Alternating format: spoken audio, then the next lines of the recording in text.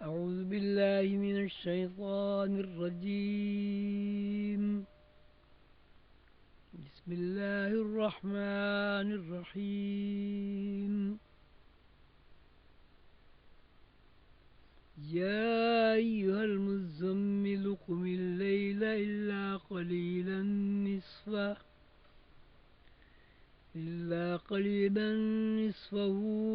أو انقص منه قليلا أو زد عليه ورتل القرآن ترتيلا.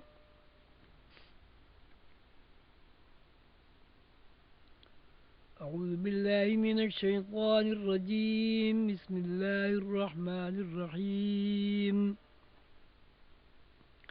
ألا إن أولياء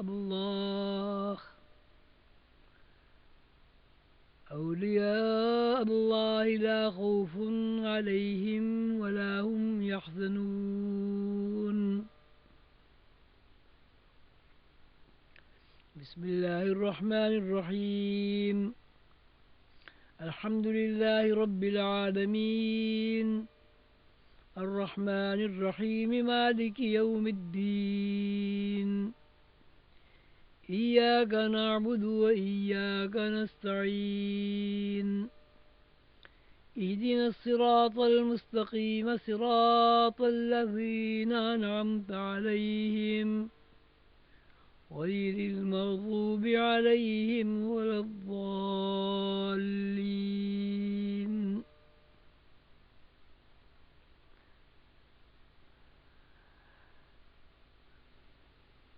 محترم المقام میرے بزرگوں، قابل افتخار میرے دوستوں، میرے پیارے بچوں، بیٹوں بیٹیوں، بھائیوں، السلام علیکم۔ الحمدللہ آپ سب بچوں کی دعاؤں سے میں خیریت سے ہوں اور میری طبیعت میں کافی حد تک ٹھہراؤ بھی پیدا ہوا ہے اور طبیعت میں جو بے چینی اور پریشانی بیماری کی طرف سے تھی، اللہ تعالیٰ نے آپ سب حضرات کی دعا اور توجہ سے اس سے بھی مجھے آزاد فرما دیا ہے۔ میرے عزیز دوستوں، بزرگوں اور بچوں، جب بھی اللہ تعالیٰ کی طرف سے موقع ملتا ہے، یا یوں عرض کرنا چاہیے جب اللہ تعالیٰ کو منظور ہوتا ہے، تو ایسے اسباب اور حالات پیدا ہو جاتے ہیں کہ میں آپ سب حضرات کے سامنے پیش ہو جاتا ہوں اور جو کچھ اللہ تعالیٰ کی طرف سے ودیت ہوتا ہے اور جو کچھ رسول اللہ صلی اللہ علیہ وسلم کی عنایت رحمت سے اسپائر ہوتا ہے، وہ میں آپ حضرات کے سامنے پیش کر دیتا ہوں، اس دعا کے ساتھ اور اس تمنا کے ساتھ کہ جو کچھ میں عرض کر رہا ہوں وہ میرے لیے بھی فائدہ مند ہو اور سننے والے بھی اس سے فائدہ اٹھائیں۔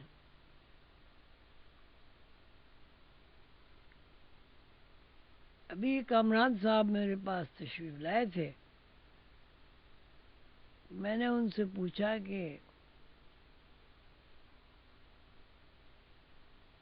اتنی زیادہ تقریریں ہو چکی ہیں، 333 جو ہے کیسٹ تقریروں کے کامران صاحب کے پاس موجود ہیں۔ اگر ایک کیسٹ کو 1.5 گھنٹے کا بھی شمار کیا جائے تو یہ 450 گھنٹے کی تقریر ہوتی ہے۔ ویڈیو فلمز اس کے علاوہ ہیں اور لیکچر جو ہیں وہ اس کے علاوہ ہیں۔ تو علم کا اللہ تعالیٰ کی رحمت سے اور آپ سب حضرات کی دعاؤں سے اور حضور قلندر بابا اولیاء رحمۃ اللہ علیہ کی توجہ سے اتنا بڑا ریکارڈ ہے کہ اگر آدمی اس کو پڑھنے بیٹھے اور مسلسل رات دن 1 سال تک بھی پڑھتا رہے تو وہ ریکارڈ آپ کے پاس موجود رہے گا۔ اتنا کچھ لکھنے کے باوجود، اتنا کچھ بولنے کے باوجود، اتنے بے شمار لیکچر دینے کے باوجود بھی جب مجھ سے کہا جاتا ہے کہ تقریر کرنی ہے تو میں یہ سوچتا ہوں کہ اگر یہ تقاریر کا سلسلہ اسی طرح جاری رہا تو کیسٹس کی، کتابوں کی تعداد تو بڑھتی چلی جائے گی، لیکن علم کی جو آبیاری ہے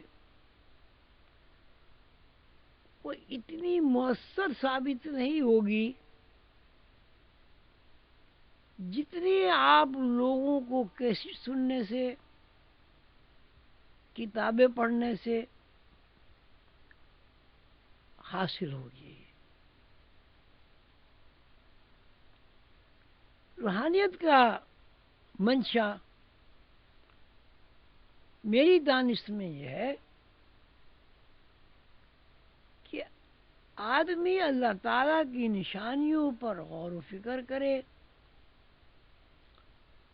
سیدنا حضور علیہ الصلاۃ والسلام کے ارشادات پر صرف دل کے ساتھ عمل کرے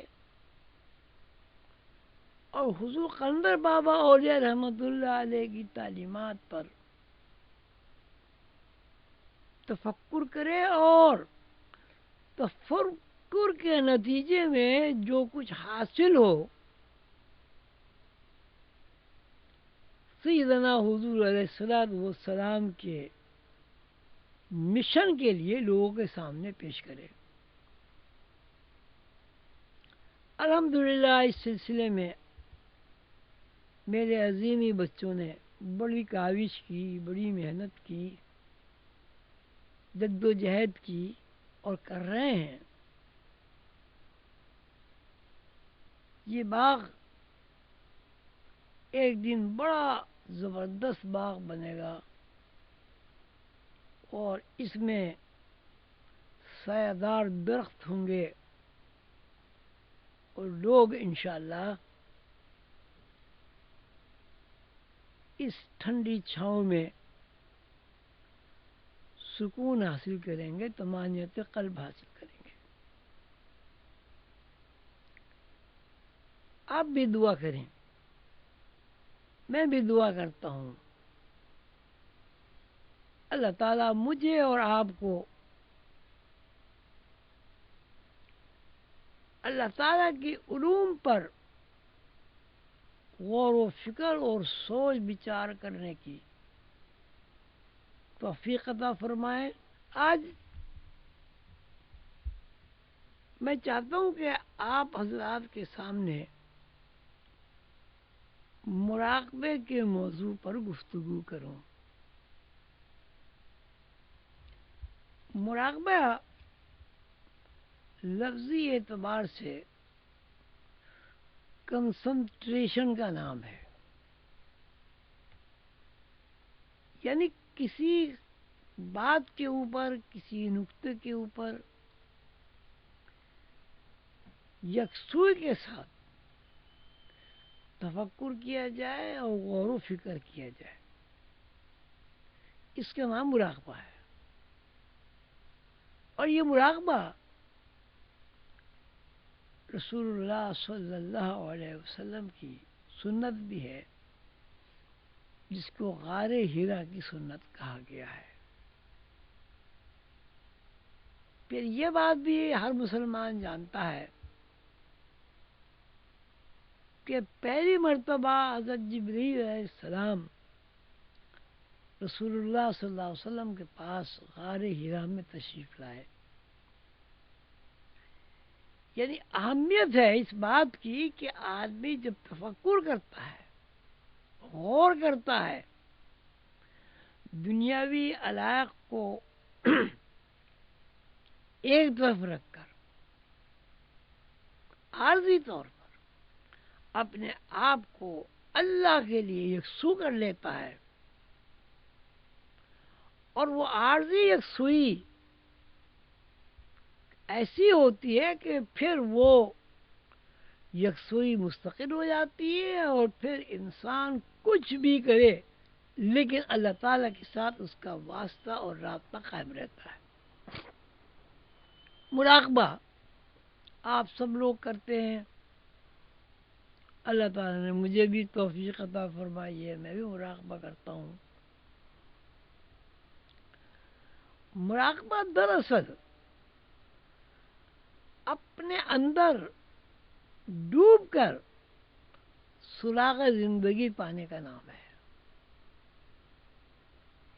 مراقبے کا مطلب ہے کہ ہمیں یہ غور کرنا ہے، یہ فکر کرنا ہے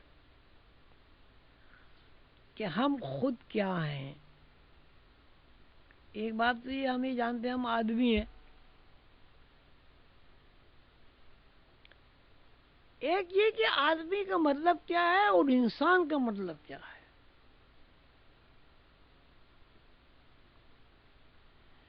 کہاں سے ہم آئے ہیں، کیوں آئے ہیں اس دنیا میں،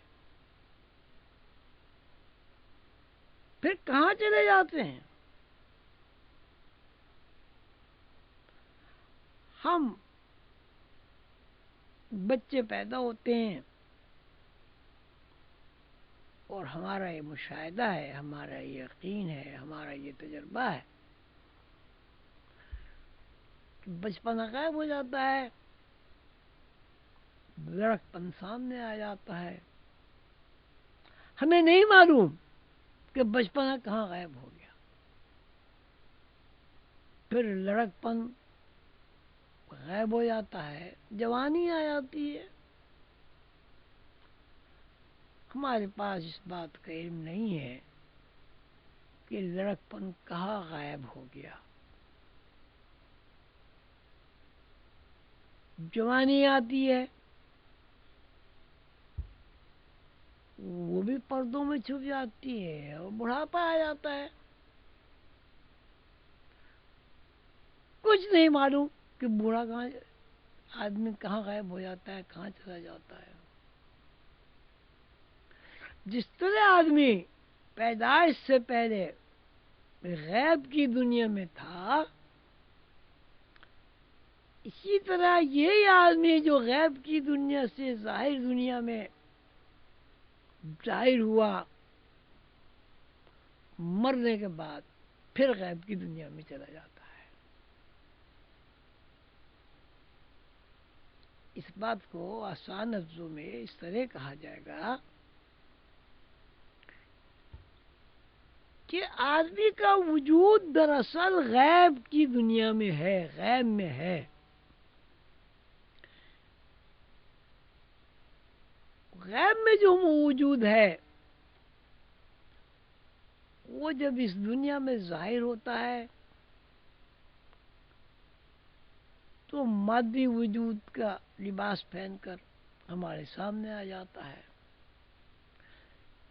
پھر اس مادی دنیا سے یہ مادی وجود غیب میں چلا جاتا ہے.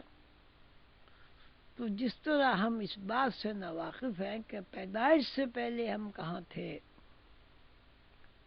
اسی طرح ہم اس بات سے بھی ناواقف ہیں کہ مرنے کے بعد ہم کہاں چلے جاتے ہیں.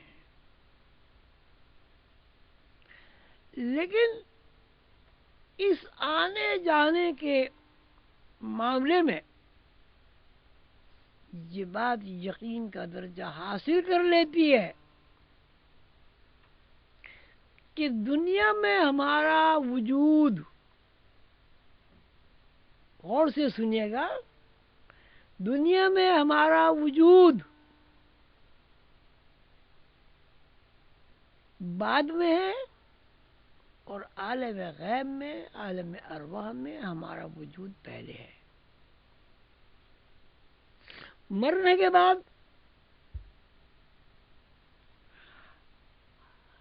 ہمارا وجود جو اس دنیا میں موجود ہے وہ پھر عالم غیب میں غائب ہو جاتا ہے. اس کا مطلب یہ ہوا کہ ہمارا پیدا ہونے سے پہلے ٹھکانہ، قیام، ہمارا وجود غیب کی دنیا میں ہے، اور اس دنیا میں آنے کے بعد بچپن، لڑکپن، جوانی، بڑھاپا گزار کر پھر ہم کو غیب کی دنیا میں واپس چلے جانا ہے. تو اس کا مطلب یہ ہوا کہ ہمارا وجود دراصل غیب سے اس دنیا میں ظاہر ہوا اور اس نے مختلف مدارج میں زندگی گزاری اور پھر وہ غیب میں چلا گیا اس طرح کہ وہ ہماری آنکھوں سے اوجھل ہو گیا اور چھپ گیا. اب اس قانون کو اگر زیادہ وضاحت سے بیان کیا جائے تو ہم یوں کہیں گے کہ آدمی، بچہ جس کا نام محمود ہے، آج صبح پیدا ہوا.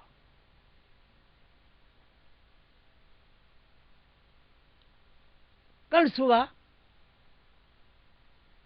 آج کا بچہ غائب ہو گیا. غائب ہونے سے مراد میری یہ ہے کہ آج کا بچہ اب ایک دن سے گزر کر 2 دن میں داخل ہو گیا اور اس کی جو عمر ہے وہ 2 دن کی ہو گئی. پھر وہ 1 سال کا ہوا. تو اس کا مطلب بھی یہ ہوا کہ 1 سال جہاں گم ہوا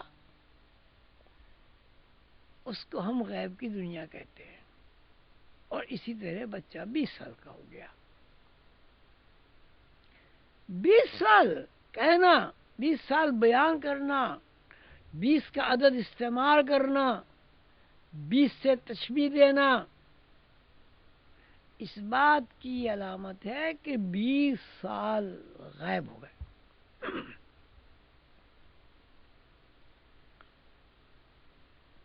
جب میں آپ سے پوچھوں گا میرے دوست 20 سال کہاں گئے، تو آپ کے پاس ایک ہی جواب ہوگا، 20 سال غیب میں چلے گئے.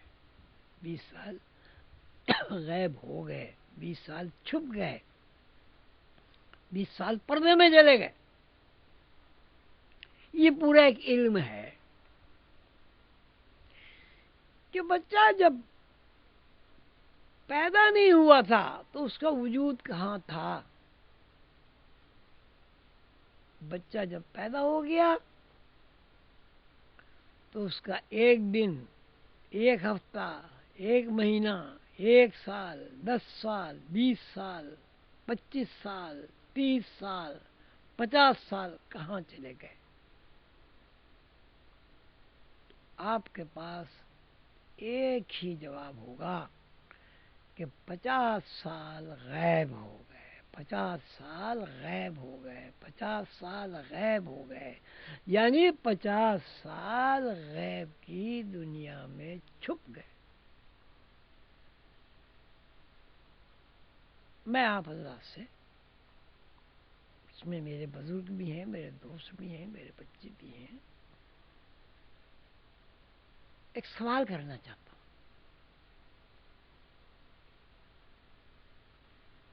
میں جب پیدا ہوا تو ایک دن کا تھا،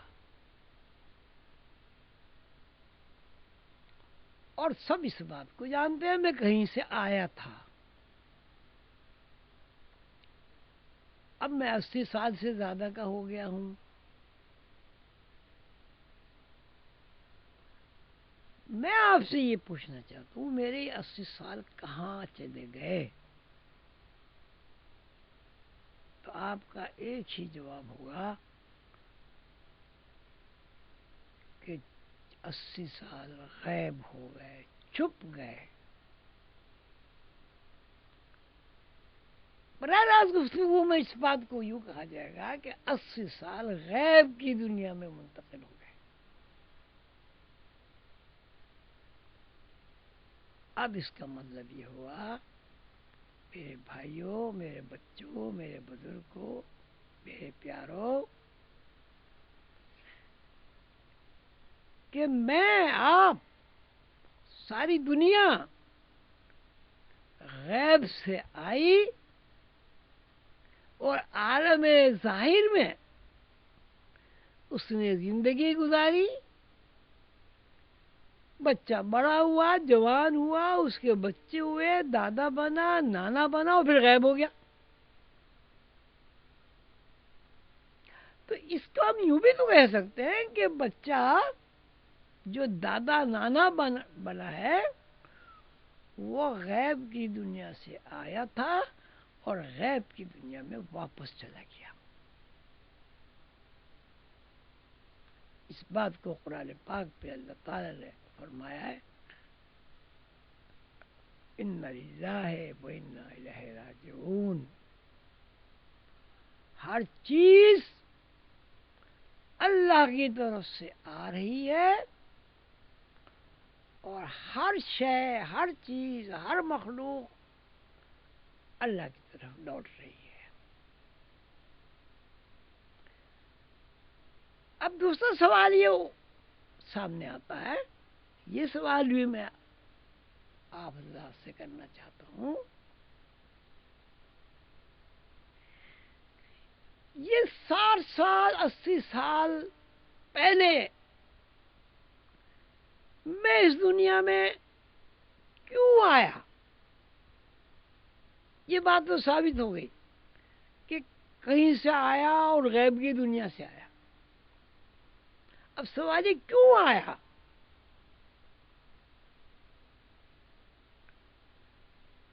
پھر دوسرا سوال یہ پیدا ہوتا ہے کہ جب یہاں آنے کے بعد میں جانا نہیں چاہتا تو پھر میں کہاں چلا گیا، کہاں غائب ہو گیا؟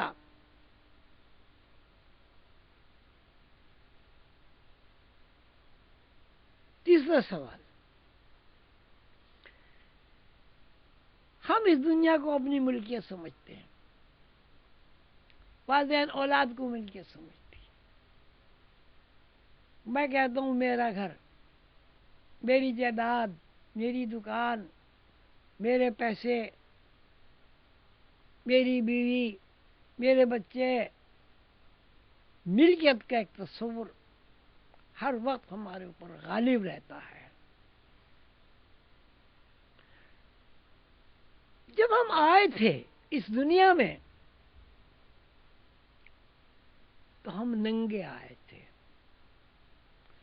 ستر پوشی کے لیے ہمارے پاس ایک لنگوٹی تک نہیں تھی، ایک نیکر نہیں تھا، ایک نیپی تک نہیں تھی. 80 سال تک ہم یہاں اس دنیا میں رہتے ہیں، کھاتے ہیں، پیتے ہیں، پہنتے ہیں، گھر بناتے ہیں، جائیدادیں بناتے ہیں، اپنے اولادوں کی پرورش کرتے ہیں. اب جو ہمارے جانے کا وقت آتا ہے تو ہم بالکل خالی ہاتھ، ننگے، بغیر کپڑے کے، بغیر لباس کے، جس طرح اس دنیا میں پیدا ہوتے ہیں اسی طرح قبر میں جا سکتے ہیں. آپ کہیں گے نہیں جی، جاتے وقت ہم نے کپڑے پہنے تھے. اگر جاتے وقت آپ نے بھائی کپڑے پہنے تھے، میرا سوال آپ سے یہ ہے، آپ ماشاءاللہ صاحب عقل ہیں، صاحب شعور ہیں، صاحب فہم ہیں، کہ مرنے کے بعد لباس آپ کا اپنا ہوتا ہے یا آپ کا لباس اس طرح اپنا ہوتا ہے جس طرح پیدائش کے بعد آپ کا لباس ہوتا ہے؟ جب آپ ننگے پیدا ہوئے تھے تو لباس دوسرے لوگوں نے ڈالا تھا. جب آپ اس دنیا سے رخصت ہوئے تو بھی لباس دوسروں نے ڈالا. جب آپ اس دنیا میں آئے تھے تو آپ کے پاس ایک پیسہ نہیں تھا، اور جب آپ اس دنیا سے واپس جاتے ہیں تو آپ کے پاس ایک پیسہ نہیں ہوتا. یعنی جس طرح خالی ہاتھ آپ اس دنیا میں تشریف لائے تھے، اسی طرح خالی ہاتھ آپ اور میں اور ساری دنیا اس دنیا سے چلی گئی. نہ کچھ ساتھ لائے تھے بھائی، اور نہ کچھ ساتھ لے گئے تھے.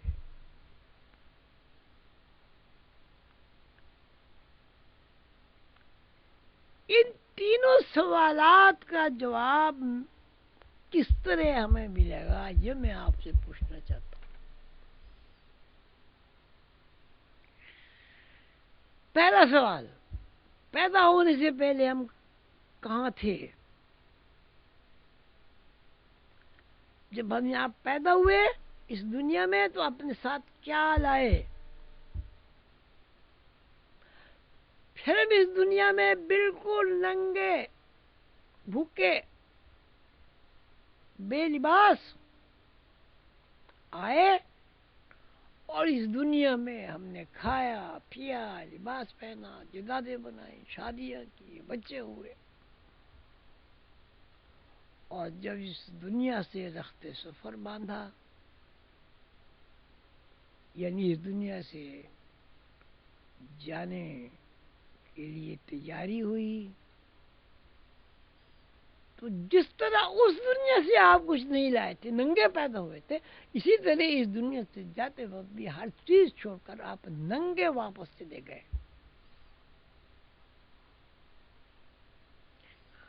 کہاں سے آئے تھے؟ سوال، کہاں سے آئے تھے؟ جواب، کہاں چلے گئے؟ دوسرا سوال، کیوں آئے تھے؟ اس دنیا میں آنے کے بعد جب آپ جانا نہیں چاہتے، کوئی نہیں جانا چاہتا، وہ کیوں چلا جاتا ہے؟ تیسرا سوال، جب آپ اس دنیا میں نہیں آئے تھے تو ظاہر ہے آپ کسی دنیا میں تھے، وہاں موجود تھے، تو جس دنیا میں موجود تھے وہاں دنیا کی شب و روز، وہاں کی دنیا کے شب و روز کیا تھے، وہاں کی لائف کیا تھی، وہاں کیا کھاتے تھے، کیا پہنتے تھے، کس طرح رہتے تھے.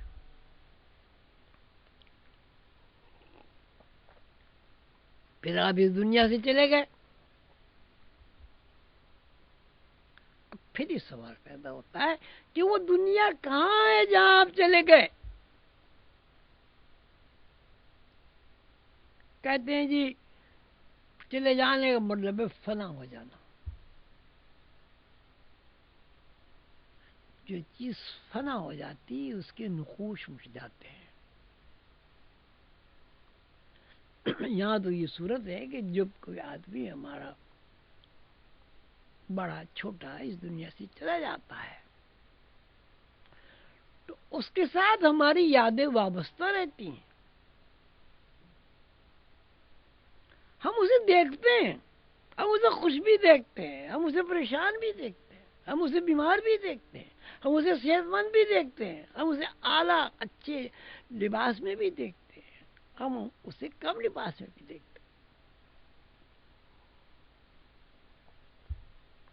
اس کا مطلب یہ ہوا وہ بھی ایک دنیا ہے جہاں سے ہم چلے تھے،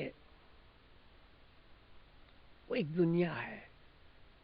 مسلسل ایک سلسلہ ہے آنے کا، مسلسل ایک سلسلہ ہے آنے کا،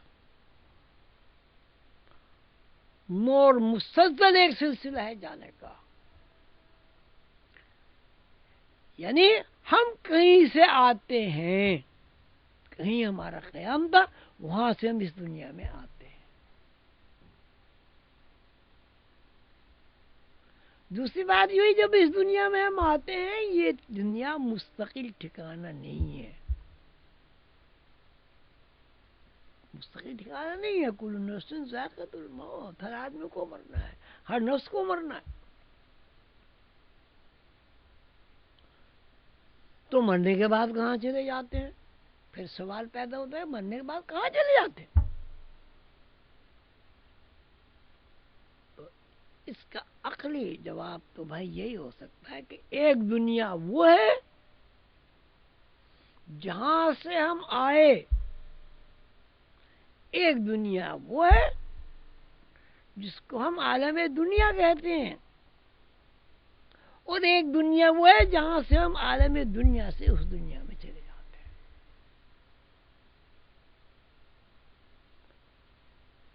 علم روحانیت میں ان تین دنیاؤں کو تین ناموں سے متعارف کرایا ہے. جہاں ہم اس دنیا میں آنے سے پہلے تھے وہ عالم ارواح، عالم ارواح جہاں روحیں رہتی ہیں. پھر ہم اس دنیا میں آ گئے، یہ عالم دنیا جہاں ہم رہتے ہیں. اب اس دنیا سے جب ہم تیسری دنیا میں گئے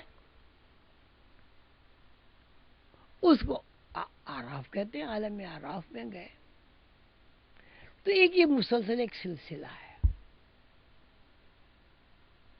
اب اس کو آپ یہ بھی کہہ سکتے ہیں ہر چیز من جانب اللہ ہے، ہر چیز من جانب اللہ موجود تھی، ہر چیز من جانب اللہ اس دنیا میں موجود ہے، ہر چیز من جانب اللہ موجود رہے گی.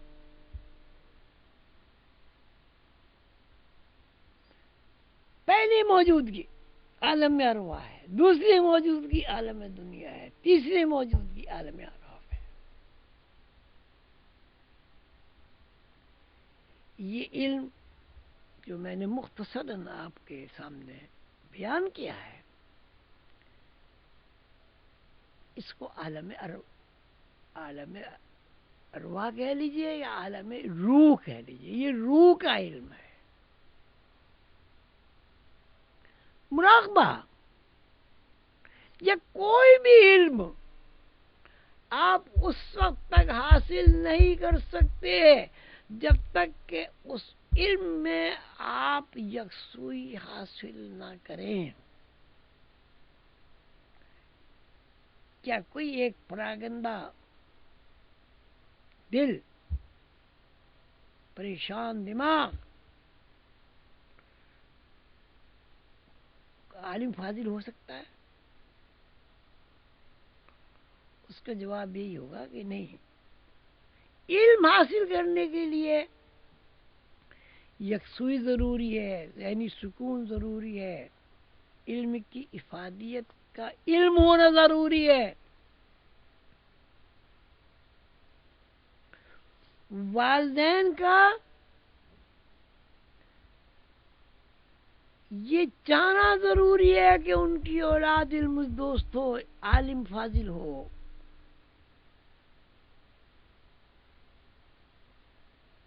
اور جب ہم علوم حاصل کرنے کے لیے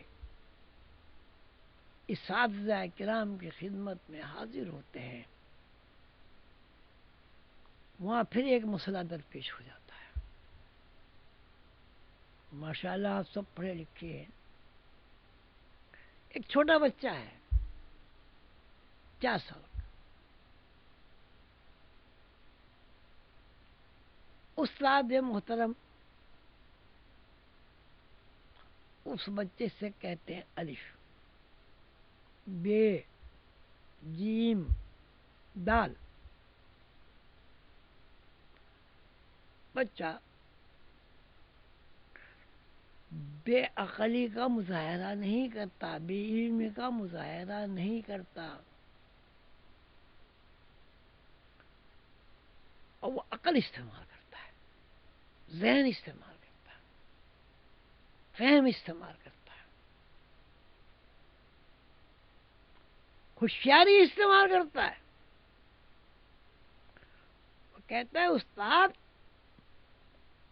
الف، الف نہیں، الف بے ہے، بے الف ہے۔ اب وہ کہتے ہیں جیم، میں تو بے کو جیم کہوں گا، میں تو نہیں آپ کا کہنا مانتا، میں تو بے کو جیم کہوں گا۔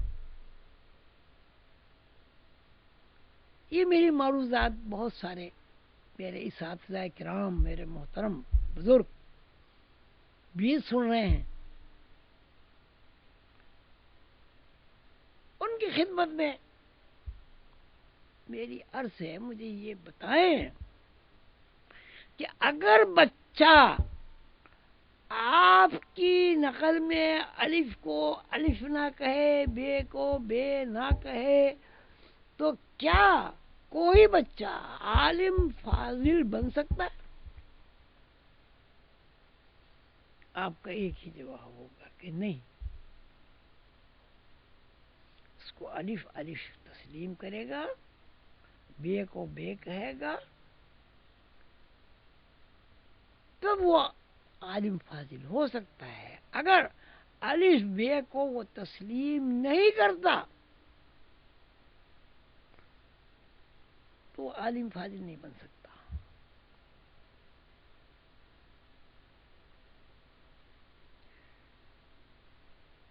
یعنی اگر بچہ، کیا جو بچہ ہے اس کے اندر بھی یقین کا کام کر رہا ہے، اگر بچے کا یقین جس سے بچہ ناواقف ہے، استاد واقف ہے، ایکٹیو ہو جائے، بحال ہو جائے، اور یقین کی بنیاد پر وہ کہے کہ نہیں میں تو الف کو الف نہیں کہتا، میں تو بے کہوں گا، تو استاد اسے پڑھا نہیں سکتا۔ اس کا مطلب یہ ہوا کہ علم سیکھنے کے لیے وہ تمام باتیں اور وہ تمام کیا کہتے ہیں عمل نفی کرنے پڑتے ہیں جو بچہ خود کرتا رہتا ہے۔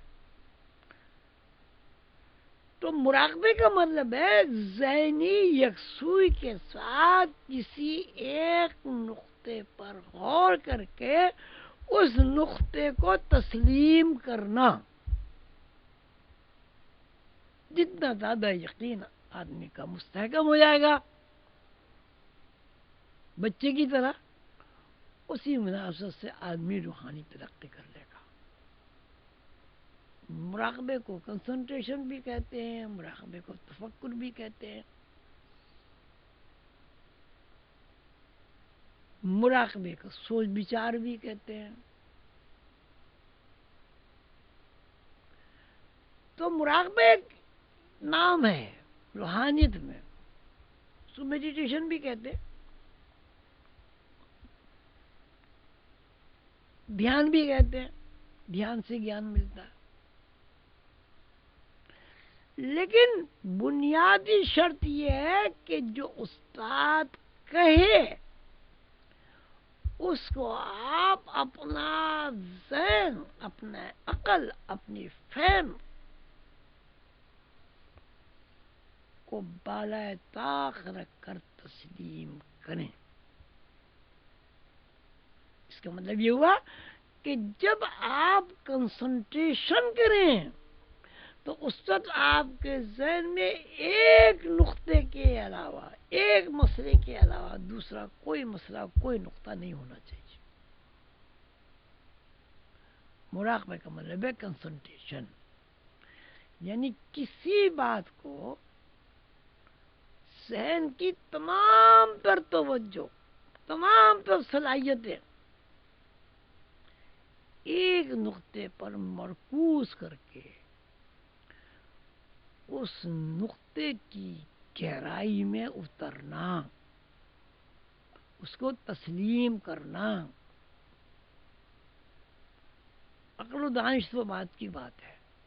عقل و دانش تو بھائی جب آئے گی تو وہ استاد کے کہنے پر عمل کرے گا. تو مراقبے کا مطلب ہے کہ انسان کے اندر وہ صلاحیت پیدا ہو، یا کوئی پڑھا لکھا آدمی وہ صلاحیت بیدار کرے جو صلاحیت اس نے بچپن میں استاد کے سامنے دو زانو ہو کر اس صلاحیت کو استعمال کیا تھا. جب ایسا ہوگا تو چونکہ ذہن یکسو ہو گیا ایک نقطے پر، اب جو ارادے میں ہوگا، جو اللہ تعالیٰ کے ارادے میں ہوگا، وہ چیزیں آپ کے سامنے مظہر بن جائیں گی. مختصر یہ ہے کہ مراقبے کا مطلب یہ ہے کنسنٹریشن، انہماک، تفکر، غور و فکر، یکسوئی کے ساتھ کسی ایک بات پر غور کرنا اس طرح کہ دوسری باتیں پریشان نہ کریں. یہ تو مراقبے کی بہت مختصر سی میں نے تشریح بیان کی. اب ایک سوال یہ پیدا ہوتا ہے کہ لوگوں کا ذہن منتشر ہوتا ہے. مثلا اگر ہم سمجھنے کے لیے صلات کو مراقبہ کہہ لیں، یعنی ذہنی یکسوئی کے ساتھ اللہ کی طرف متوجہ ہونے کا عمل جو ہے وہ مراقبہ ہے.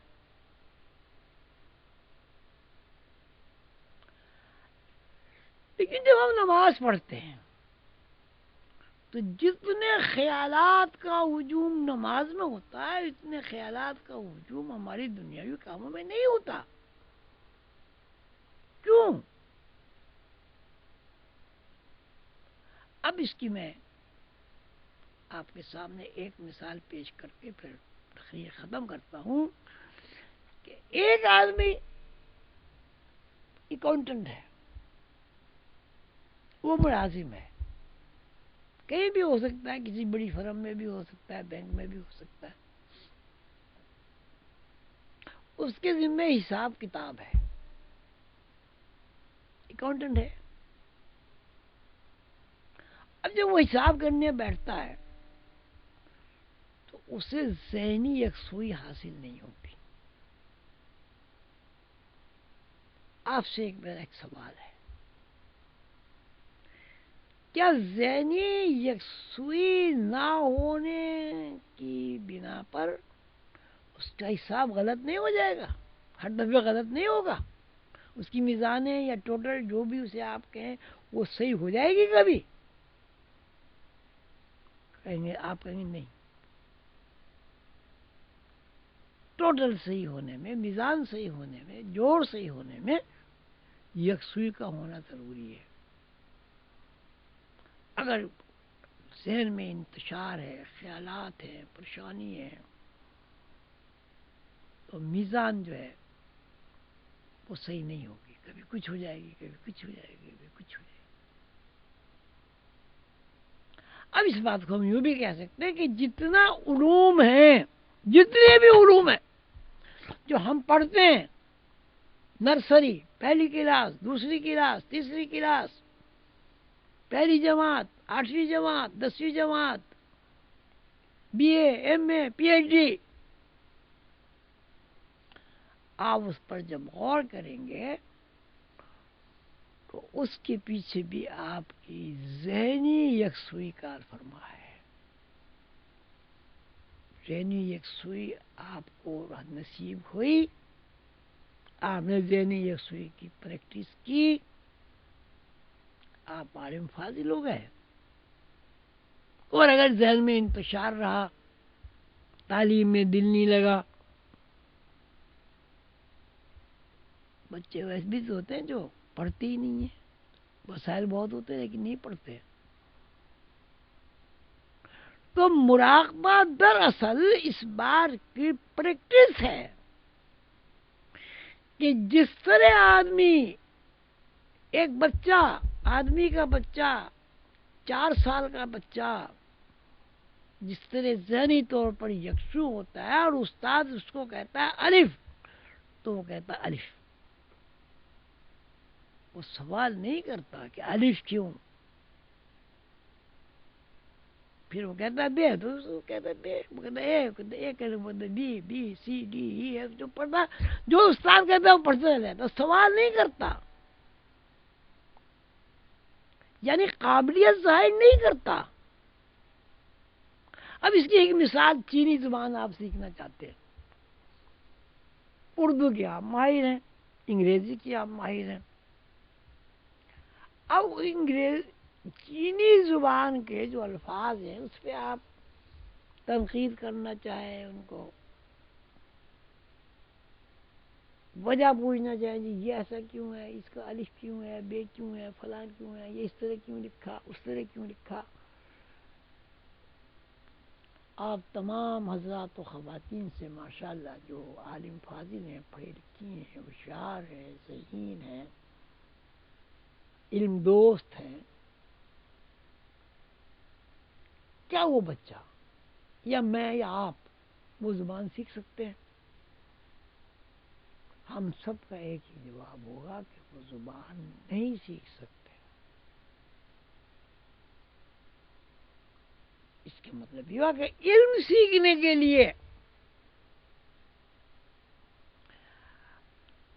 آپ کو ذہنی طور پر یکسو ہونا پڑے گا.